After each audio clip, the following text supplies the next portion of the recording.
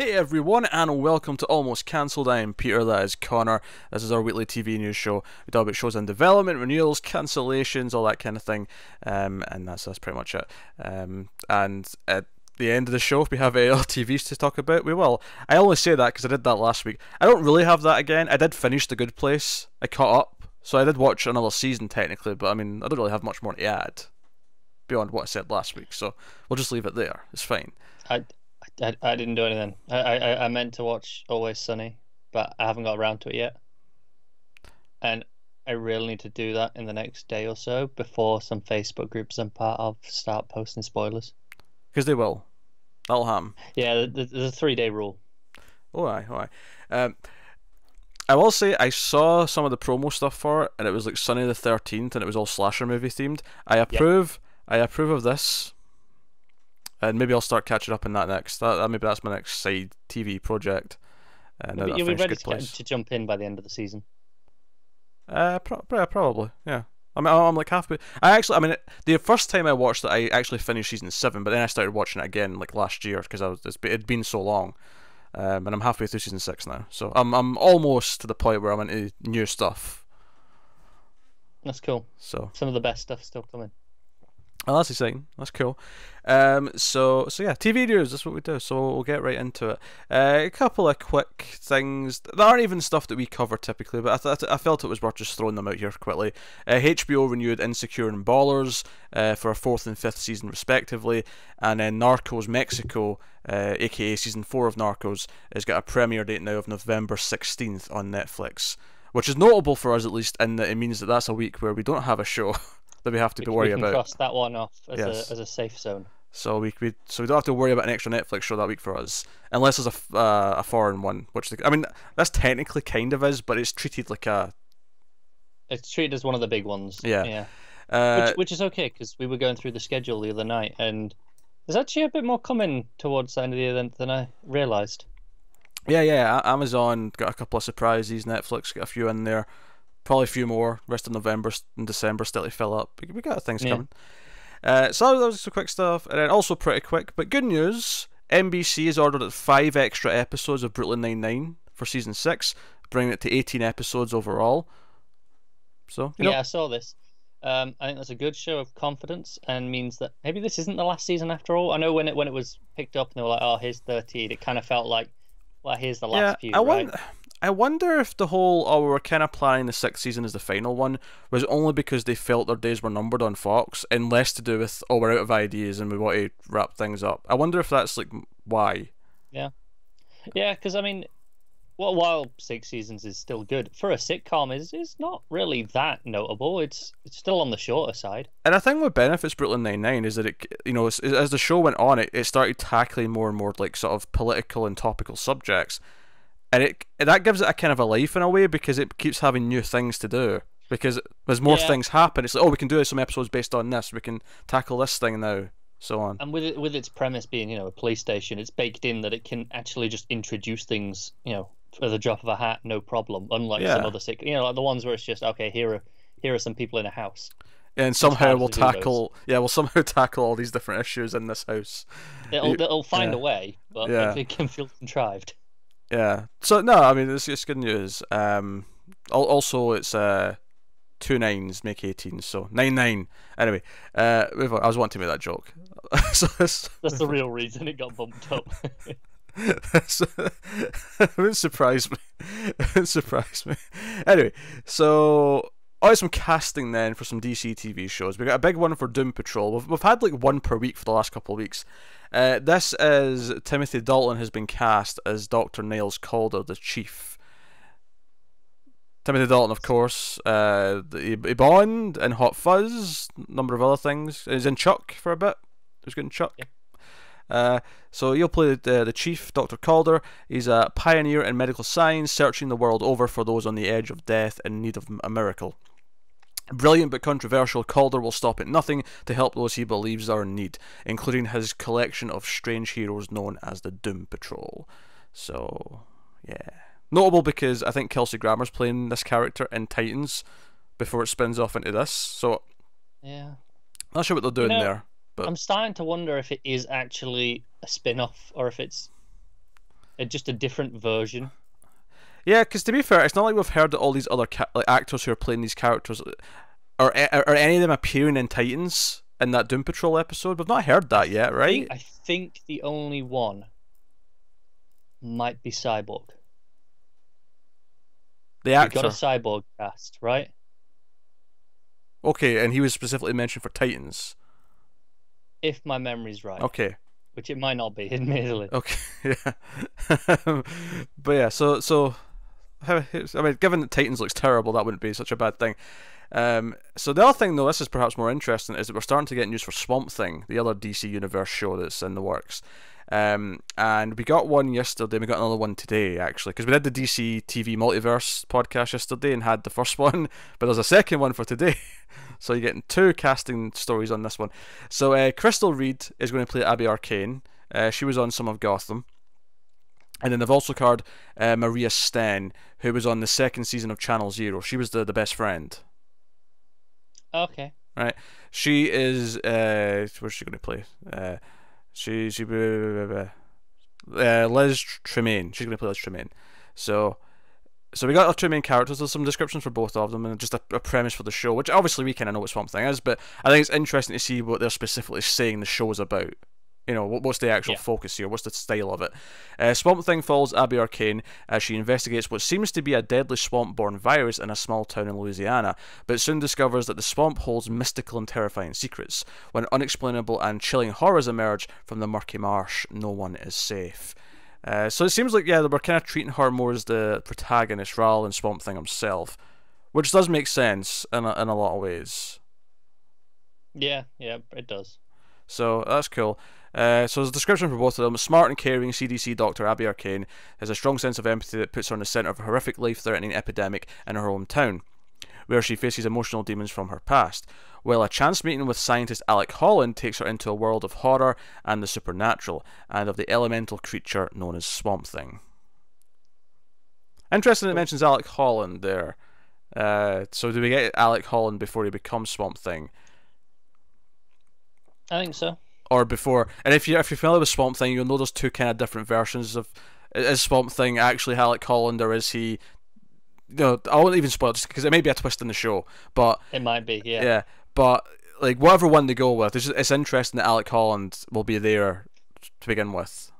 Yeah, I feel like it would be weird not to, but I mean, obviously they're not going to if they're saying this, but it wouldn't just shock me to like just start with Swamp Thing being around, and then we'd get like the backstory episode or whatever and delve into it that way. I think if he was our lead, you know, the main character, then sure. But with him not being the main protagonist, we're following Abby instead. I think you start with Alec. Does end of episode 1 is that the accident? Or do they actually draw it out for a couple of episodes before it happens? Probably end of episode 1, being realistic. But you'd give them cred though if they give it time, and that's establish them as a relationship and characters, and then do the Swamp Thing stuff. I would, but I wouldn't begrudge them too much if they did the end of episode 1, because that's kind of the expectation. And then Sten will play Liz Tremaine, a close childhood friend of Abby Arcane, who splits her time between reporting for the local newspaper and bartending at her ageing father's Roadhouse bar. Her no-nonsense attitude belies a deep compassion for her friends and family as she sets out on her uncompromising quest to expose the secrets that threaten her beloved hometown. So, yeah, you still like characters in a show like this. Yeah. I'm hearing nothing bad so far. Everything sounds like stuff I'd want in a Swamp Thing show, so... No, I agree. It's hard to be super positive. It's just some basic casting, but nothing going wrong yet. Yeah, no, everything sounds fine. There's no F Batman like sort of red lights. Was it this that we learnt the director for the first episode? Yeah, Len Wiseman's going to direct the pilot. Who he directed the first Underworld and like Die Hard 4 and some other stuff. He's not very good, so mild concern. Great. But I mean, compared to Titans, it still doesn't have me that worried. Yeah, my only hope is that Swamp Thing himself looks good, because if Titans looks really cheap, but I'm hoping that with Swamp Thing, if they put all the money into Swamp Thing himself, because everything else can just be a small town, then just make him look good. Yeah, I get a feeling we maybe won't see too much of Swamp Thing. There'll be lots of just, shadows, or maybe there's something moving over there. Yeah, I'm okay with that. I'm okay with that for Yeah, me too. for like half of a season before we really start to see him. Yeah, no, that's fine. If that's what you got the budget for, play to your strengths. Don't overdo it. And then the real goal is that we do a proper spin-off to this called Animal Man, and we have a green and red crossover at some point. Absolutely. I'd be game for that. And Animal Man would be such a different show as well because it's more of a light-hearted family dramedy. Yeah. So I mean that'd be fun. Anyway, so there you go. But arguably the big casting of the week, though, not with comics but with video game adaptations, is The Witcher. Henry Cavill is going to play Geralt on Netflix's Witcher show. Yeah, it's cool. Yeah. I mean, it's hard for me because he's got such a distinct voice in the games. It's hard for me to imagine anyone else being Geralt right now. But I don't think that's Cavill's fault. It's just no one's fault. Yeah. I know the voice actor. I'm blanking on his name now. Has given his seal of approval. He's like, yeah, no, I'm cool with it. I'm sure he'll do a great job. Yeah. The big thing that the showrunner was touting, and other people have been saying this as well, is that he's actually a big fan of the franchise. He's played all the games, he's read the books, he's really into the lore and the story, and one of the reasons why they cast him is because it's just said that because like obviously the story of the show only fills, and I've got a description here which I'm going to tell you in a minute, but there's the scope of the show tells whatever chunk of the story, right? But he knows Geralt's whole journey, right? So he knows where it's going, the heart of it, and the humanity that needs to be there. That was the word she used specifically. He understands the humanity of Geralt that's maybe not actually in the story yet, but he knows it's there, so he'll play it properly. That's because Cavill's a massive nerd. Yeah, apparently he's a nerd who works out. It's not fair. There's been loads of interviews with him in the past. He was saying when he got the part for Superman originally, he missed the callback telling him because he was too busy playing World of Warcraft. That's upsetting because that game's awful. Because you don't like World of Warcraft. But my point is, he's our people. He just looks far too good though. It's not fair. If you want to be one of us, you have to be mildly attractive at best, right? That's the rule. Yeah. You have to be slightly miserable with yourself. Yes. We have a sarcastic sense of humor. We're kind of miserable, but we get by on a bit of humor, right? You're not allowed to be good-looking, well-built, and funny and nerdy. All those things are not allowed to combine because you're just cheating. You're just making it miserable for the rest of us. It's unfair on the universe. Anyway, so he's playing Geralt. So here's the description they've got right now. Based on the best-selling fantasy series The Witcher, it follows Geralt of Rivia, a solitary monster hunter who struggles to find his place in a world where people often prove more wicked than beasts. When destiny hurtles him toward a powerful sorceress and a young princess with a dangerous secret, the three must learn to navigate the increasingly volatile continent together.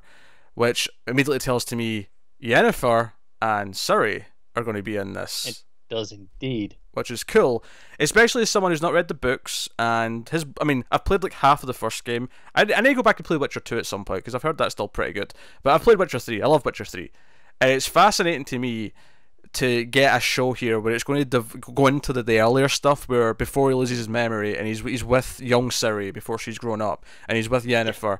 Got into that stuff to me is really exciting as someone who's played the end of the story. Yeah. I've played all 3 games. I've not read the book. I've actually got the books sat on my tablet on my Kindle. Did you learn Polish before so you can read them? No, there's translations. Come on. I know it's a joke. That was an obvious joke. I know, but it was a really shit one. I'm not settling for that. Make your point. My point was, I'm a big fan of what I've seen. And I hope we get some of the other characters. I know, some of the dwarves and like Triss, for example. I hope they show up in the story. I don't know whereabouts they typically show up. I'm not expecting Triss in season 1 because Triss, I believe, wasn't introduced till much later, and she wasn't like a big deal in the books. So the games actually made her into a much bigger character than she was, I think. That's fair. So I wouldn't expect Triss any time early, but who knows? Maybe they'll rework it a little bit to like have her in there. But that's something we can be excited about in like season 4 though. It's like, hey, Triss is coming in this season. You know, it can be, yeah. That can be the exciting thing. So it's exciting we're getting this. I'm not much into fantasy, but Witcher's very, very good. So I'm hoping this captures the spirit of it because it's bloody good.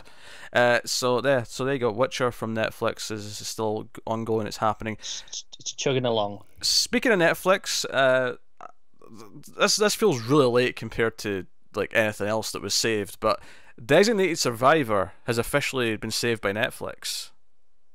What? That was like months ago that was cancelled. It was months ago, and E1 were trying to like get Netflix to take it, and they've succeeded finally. There's going to be a 10-episode season 3. Netflix finally went, shut up, we'll give you 10 episodes if you stop emailing us. Because it's a Netflix exclusive in like a lot of the world, right? So it makes it makes a lot of sense. I think pretty much everywhere outside the US. Yeah, but so it says the political drama starring Keith Sutherland was cancelled by ABC back in May. Rumours started swirling. But here's what they're saying about the new season. In the new season, President Kirkman will face a politically reality campaigning. What does it take to make a leader? What price will he be willing to pay? This season explores today's world of campaigning, smear tactics, debates, campaign finance, and fake news. So they're getting topical. But yeah, so 10 episodes. Maybe it'll have more bite because it's on Netflix and it's more short. It's a short season. It's not the 22 episodes. Yeah, depends how much they want to just keep it in the spirit of everything they've done already. Amusingly, they've got a new showrunner for the season, which will be the 5th showrunner on the show. 5th? What? The 5th showrunner. In 3 seasons. That'll be the 5th showrunner in about 50 episodes. Yeah. Yeah. Well, at least that's here for the. I mean, for all I know, there was 3 in season 1, and then season 2 was just one guy or whatever for the whole thing. But I mean, the average is not great. Yeah. Maybe this one will stick around though, and they can go to season 4, assuming people like this. I mean, even if they don't, and we get a new one for season 4, I mean, we're keeping the average of 1 per 10 episodes. So, next up, so there's not like a ton of news here with this, but I think it's worth mentioning. David Cronenberg, when he was at the one of the film festivals recently, whereas at Venice Film Festival specifically, and he mentioned that he's developing a TV show, an episodic TV show, which is a first for him. He's directed a couple of individual episodes of things, but that's about it. But this is the first time he's ever done this. I just wanted to put this in here though, just because of the little trivia at the end of this, which I thought was kind of funny. That'd be good now you've said that. In 2015, he turned down an offer to direct the 2nd season of True Detective because he said at the time he did not like the script. Good man. I just thought that was funny. That he just like, no, I'm not doing it. This is shit. He was right. It was shit. So, knows what he's talking about. Yeah. So that's cool. So yeah, on to some new shows in development. Then we have the comedies. ABC has landed Family Friendly. It's a single camera comedy. Are we into this time of year already? Yeah, I mean, I said this like a week or two ago. We're starting to. Yeah, but like, I didn't realize we were full into here's all the comedies that were up with the networks. I mean, I've only got a few of each from the networks, but we're definitely gearing up. We're getting into that time. Yeah. I know it's September now, and the new season's kind of kicking off, but still surprised me it's come around already. Yeah, so this is a single camera comedy. It comes from telenovela creators Christine Petrush and Jessica Goldstein. Family Friendly revolves around 3 working mums who would have never been friends outside of work, but band together to survive in an office that, despite its wholesome public image, is not quite family friendly. Okay. Workplace comedy. Yeah, I can see it being topical. Yeah. Yeah. I don't like the idea of 3 people who would otherwise hate each other, but they just kind of have to band together because they're in this awful place. That can work. Yeah, no, it does. It's gotta be shit enough to make me believe it, though. I'm sure they'll do it. I'm sure it'll be terrible. All right, next up. Simon Rich, the creator of Man Seeking Women, has signed a 2-year deal with ABC Studios. But more importantly, under that, he has landed a pilot commitment with ABC for a family comedy, which is going to be headlined and produced by Kristen Schaal, who was on The Last Man on Earth. So you might know her face. She's a very... I know her voice more than anything. Yeah, she's a very distinct voice. Distinct voice and look. She's very like it'd be hard not to remember. Very good character actress, but it's untitled right now, but it's going to be told from a child's perspective, and it is about working together, overcoming adversity, and getting the monsters in your closet not to eat you. So I can see this being very quirky, especially with her as the main, like the mum, presumably. Like, Yeah. I can see this being a really quirky show from the kid's perspective, where it might even do like sort of like almost mock horror scenes where he thinks there's a monster in the closet or something like that. And How it doesn't say how young the kid is, right? no, doesn't say. Right. Okay. I was thinking if we're going like really young, she's like the voice of the kid. Oh, I could see that. Yeah, if it's like a 2-year-old or something. Yeah. Yeah. I mean, I don't know, but as I say, she does do a lot of voice work in general, so maybe. The inner monologue of a baby. I could see it. I Yeah. could see it. But yeah. So that's untitled, but that sounds interesting enough. Next up, Amazon has put in development a comedy, an animated workplace comedy called 2051, from Mo Mandel from Comedy Knockout and Jason, I'll say Fuchs, who worked on Wonder Woman. It's spelled Fuchs, so to avoid dropping an F-bomb, I'm going to say it's Fuchs. I'm pretty sure it's the other way. Probably is, but how much trouble do you think he gets at having to introduce himself like all the time, especially in like school? Yeah. I feel like it's one of those names that Facebook will block, being like, that's not a real name. I'm just imagining registration in school, and like they shout out the last name, and they get to that and go, no, I'll just say Jason. Just Jason. Everyone else is the last name, but no, you're Jason. Anyway, so written and executive produced by Mandel, who will voice the lead role. The show is described as an animated workplace comedy set in 2051. That was pretty obvious from the other parts. And if you think 2018 is terrible, just wait. That's all you get. But Yeah, I mean, dystopia maybe, right. or just even worse version of present day. I don't know. Everyone's terrible, which is usually my favorite sort of sitcom. Yes, I can attest to that. It's because you're an awful person, so you relate to these awful characters. I do, pretty much, yeah. Yes. Most people when they watch It's Always Sunny don't side with the characters the way you do. Yeah, Always Sunny, Archer. It's Peep crazy Show. that you've never watched Seinfeld. It really is. It kind of invented that genre. I know. I just never got around to it. Anyway, so next up, the planned reboot of Party of Five, which I do vaguely remember bringing up at some point when it was first mentioned, but Freeform has given it a formal pilot order.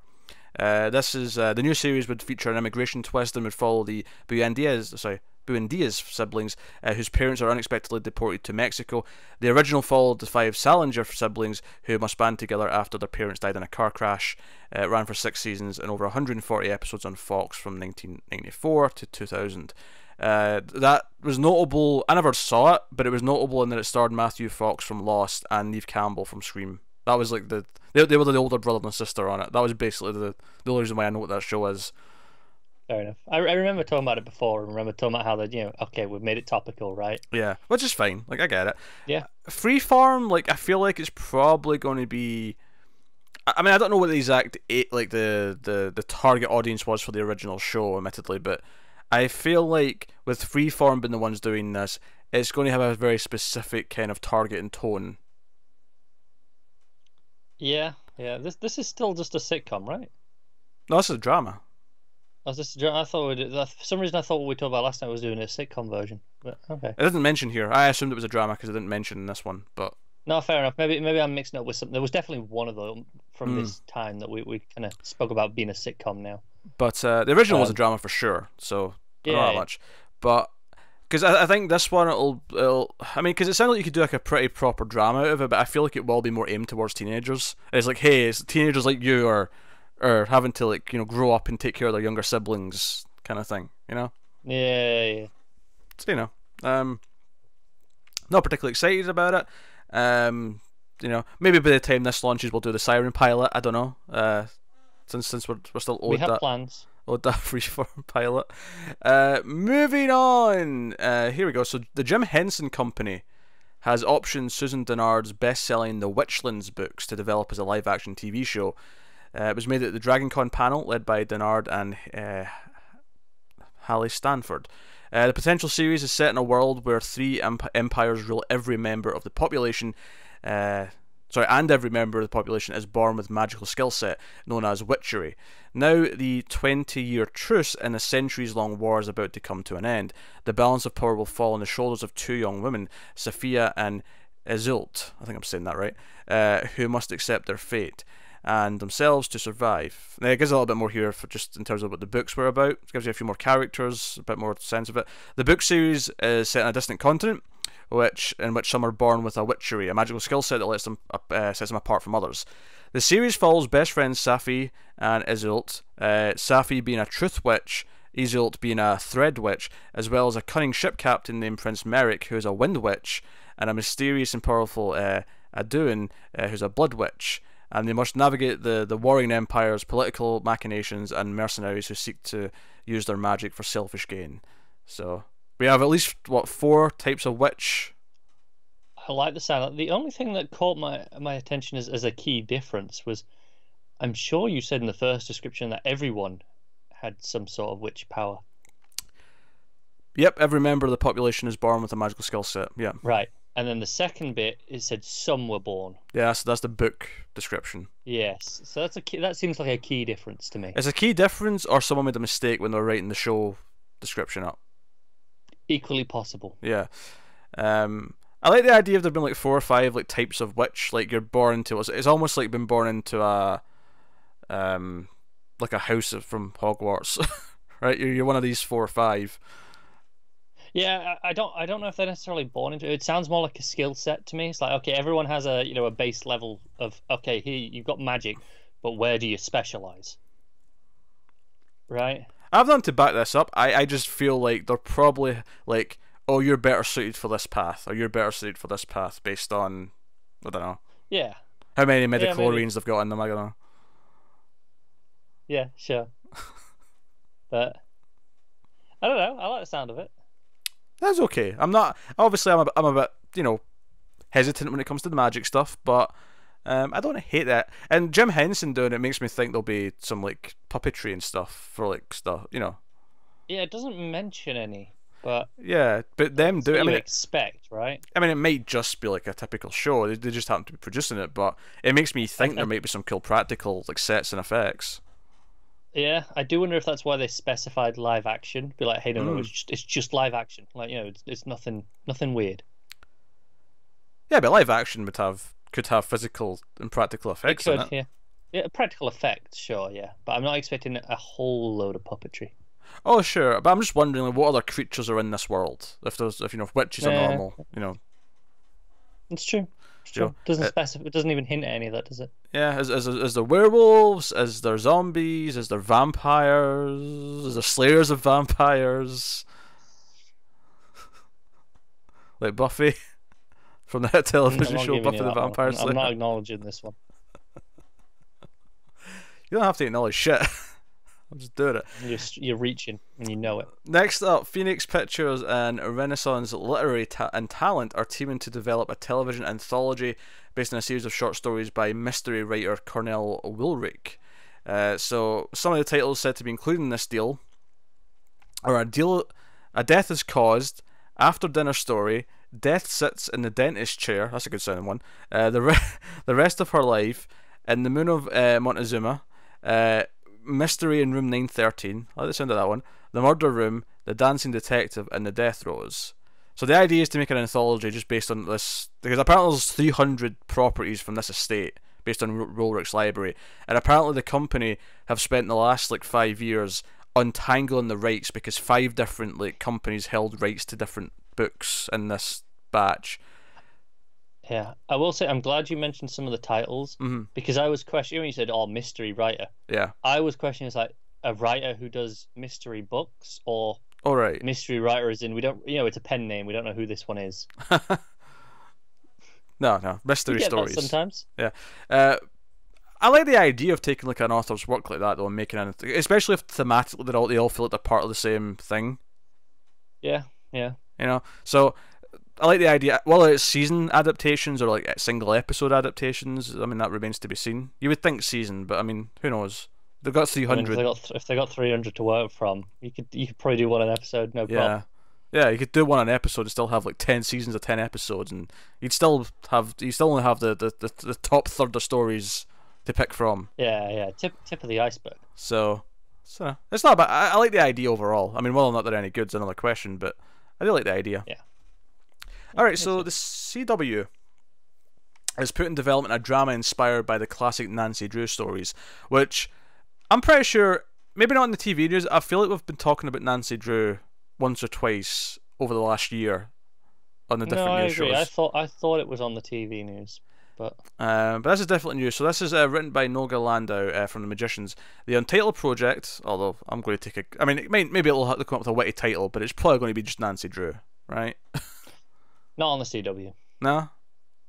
No. CW will do something, I'm sure. Okay. Alright, you may be right. The Untitled Project started on 18-year-old Nancy Drew in the summer after high school graduation. Nancy thought she'd be leaving her hometown for college, but when a family tragedy holds her back another year, she finds herself embroiled in a ghostly murder investigation, and along the way she uncovers secrets that run deeper than she would ever have imagined. So, we got a slightly older Nancy Drew. Sounds like a CW show. It does. There's a mystery. Let's say this is one of the 13-episode shows. This sounds like it fits right alongside Riverdale or something like that. It sounds like, this is going to be what replaces iZombie next year, maybe. Yeah. Take that slot, I could see it.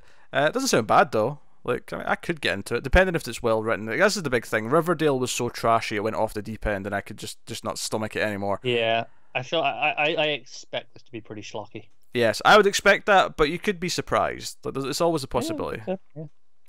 No, it's true. So that's a Nancy Drew show in development at the CW. Next up, NBC has ordered Law and Order Hate Crimes. Jesus.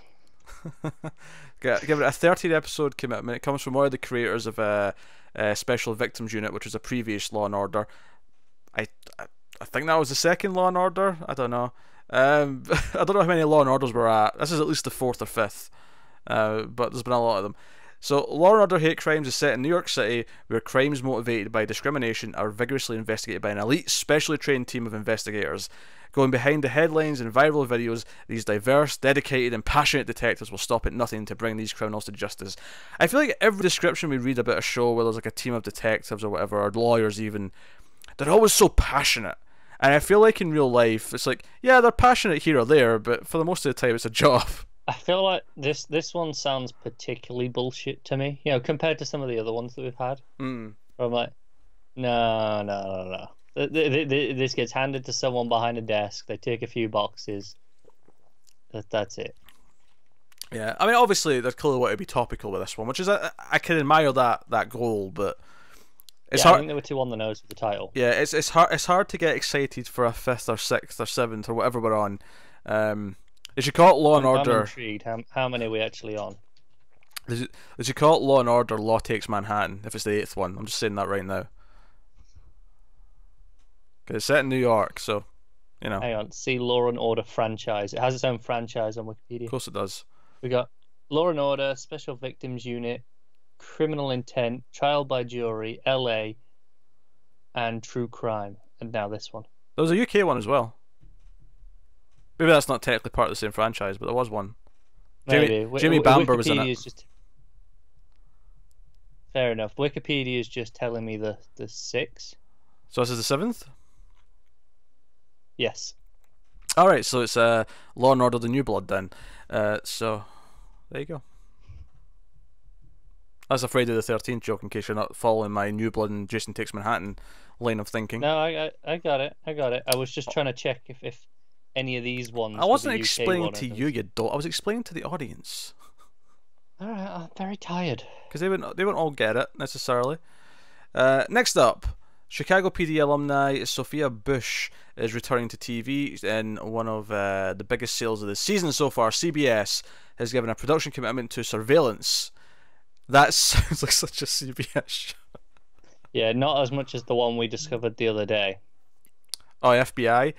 I don't know, admittedly, I don't remember, getting to that, whereas I remember the Journey to SEAL Team being especially bad, because it was it's untitled, it's about a SEAL Team, I bet it'll be the acronym, but the acronym will actually stand for something else, right? It'll be, You know, they'll take SEAL and make it stand for something different, and instead they just called it SEAL Team.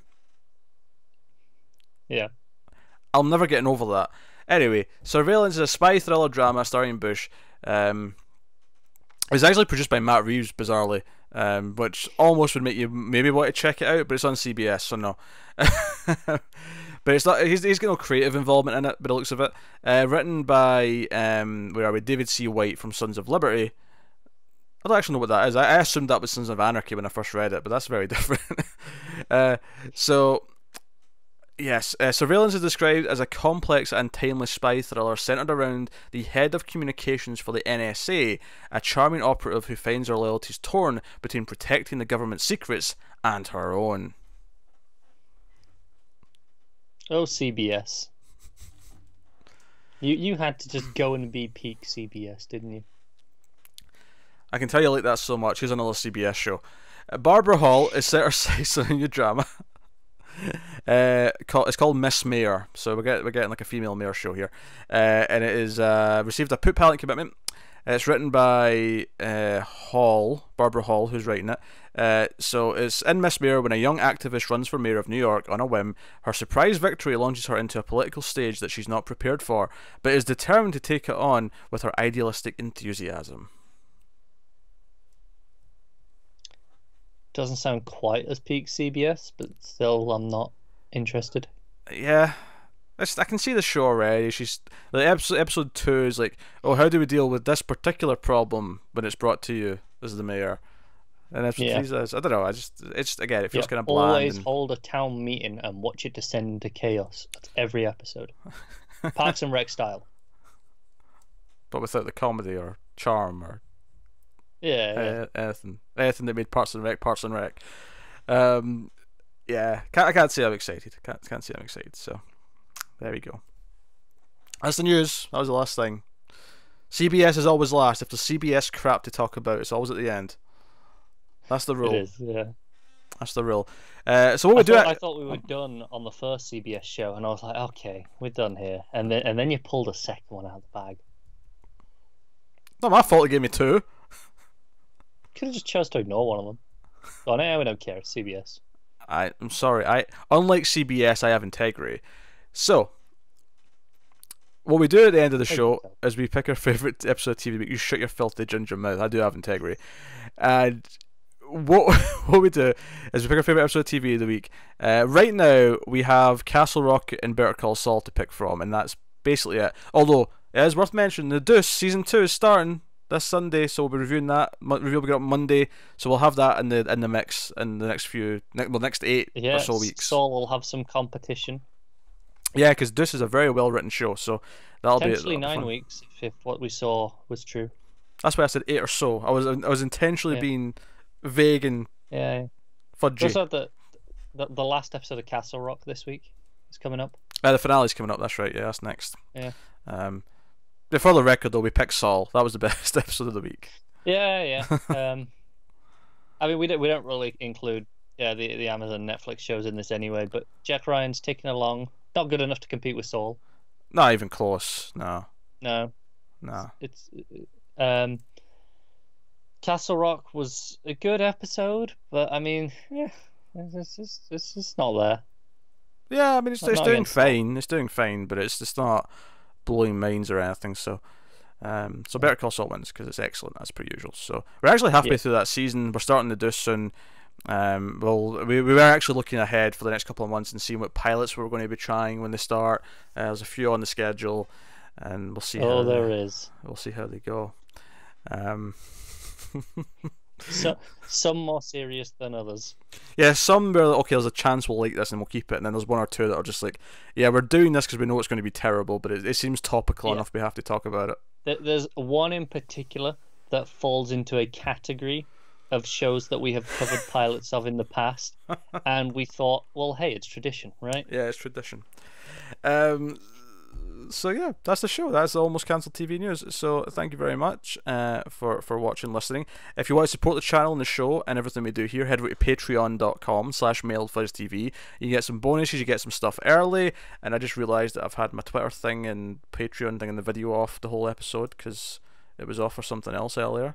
So I'm just going to You know, baby. put that back on. There's the Twitter there, @mild_fuzz. You can go check us out on Twitter for channel updates. And then you go to Patreon. And you get some bonus stuff on Patreon. You get to feel warm and fuzzy for supporting everything we do and keep all the content coming. But that is so. Hey, we're on time this week with the TV news. We've been late the last 2 weeks. So that was nice. Yeah, it was. It was almost late. Connor fell asleep earlier. And I thought, oh, well, that's that done again this week. But then he rose from the ashes like a ginger phoenix. Yeah. I had a very, very long week at work. And I fell asleep. Yes, and he's not done all his homework either, which I was chastising him for before we started. He's like, well, I watched the show. I did like 3/4 of the things. It didn't save properly. That's right up there with the dog ate it. Yeah, but this is more believable because I don't have a dog.